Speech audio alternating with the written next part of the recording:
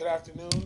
I stand here as a political director for the New Florida Majority. My name is Senator Dwight Bullard. I'm here to not only welcome the great slew of speakers that we have here, but to kick off what we're calling Emancipation Week here in Florida.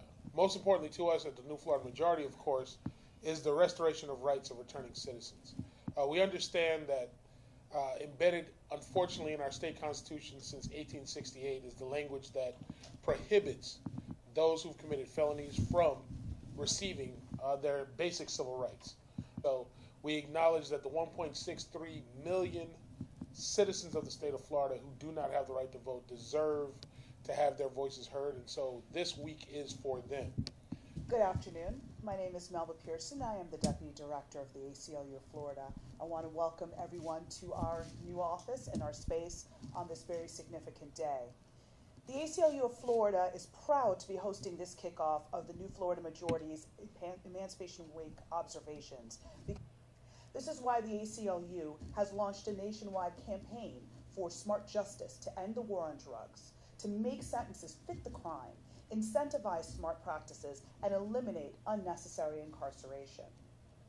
Here in Florida, the ACLU has partnered with the Southern Poverty Law Center and joined together to create the Florida Campaign for Criminal Justice Reform.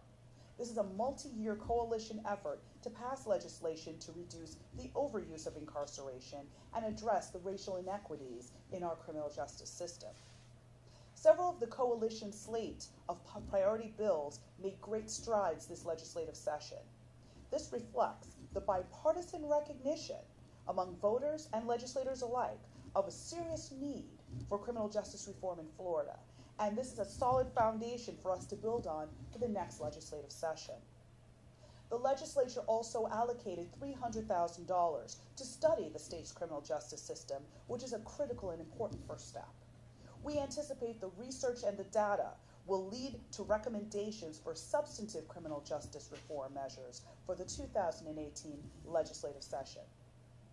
The tide is turning on criminal justice reform. We are finally beginning to roll back those decade-long policies that have created vast injustices and destruction in communities of color. The people behind this amendment include some of the groups that are standing here today. We are working with men and women who have served their time and have earned their second chance. So as we reflect this week on a century and a half of history, we are also eagerly preparing for Floridians to not only give the people who have served their time in our criminal justice system a second chance, but also to wipe away part of the legacy of the ugly mark on our nation's and on our state's history. Thank you. 30 years ago, I had a felony charge, and not until as recent as 2015 did they decide to take my voting rights away. So in essence, I kind of fell through a loophole, and it was very devastating to me because I felt like my voice had been taken away, especially since I had been involved in the political process over the years. I volunteered for campaigns, I've run campaigns, I ran a political action committee, and like I said before, I voted. I'm involved now with FRRC, which is Florida Rights for Restoration, and it is a grassroots coalition that is working to gather enough petitions so that people who have committed nonviolent felonies can have their rights restored, and it will be on the 2018 ballot. Really, I certainly appreciate the pointing out of the humanistic quality of these citizens, and we use the term returning citizens to remind folks that these folks are part of the everyday tapestry of everyday life, not only here in Florida but around the country. They are contributing to society, they are going to work, they are paying taxes, and they deserve the same rights and privileges as you or I. That being said, I want to bring up the Vice President of Transitions, Mr. David Tucker. Bring someone to the criminal justice system. My experiences, they're people who have lost a sense of dignity, a sense of purpose. Going to jail, in my experience, and certainly in state jail, can reaffirm that. The right to vote to have a voice in the process? I can't think of anything more important to a sense of identity, to a sense of dignity, than the right to vote.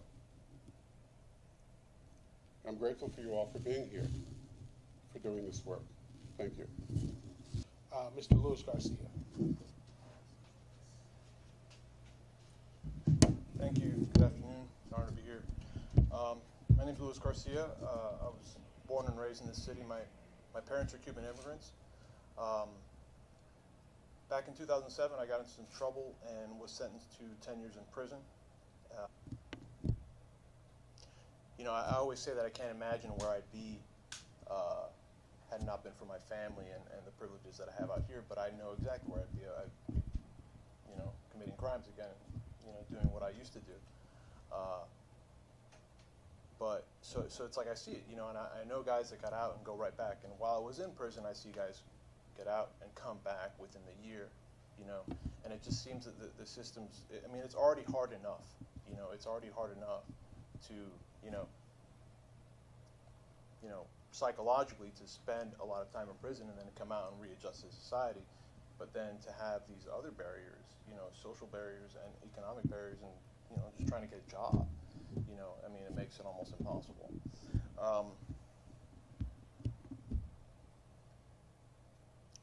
You know, like I said, I do pay my taxes, and it's kind of sad, and it upsets me, it angers me because I can't vote for my elected officials, and you know, my tax return was zero because I have school loans too.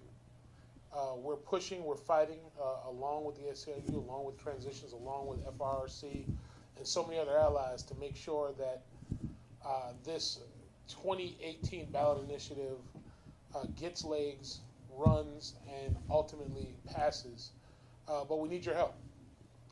You have an opportunity now, having heard from all these great people, to get involved in the process. And so for those listening, you might have a willingness to go onto the FRRC website, and I believe it is frrc.org. You can download the petitions there.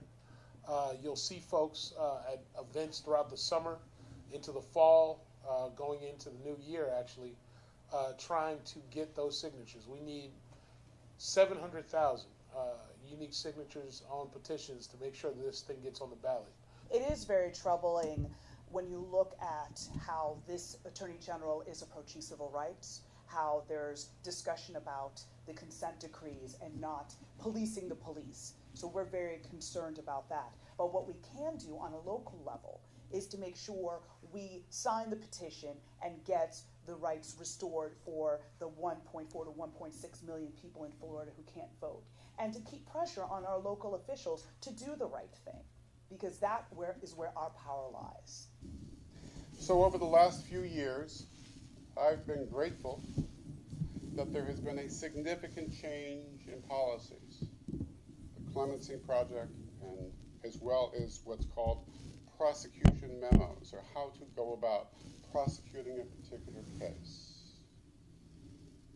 And the policies that the new Attorney General wants to return to are those policies that state, take the most serious statute, the most serious crime, and charge it no matter what.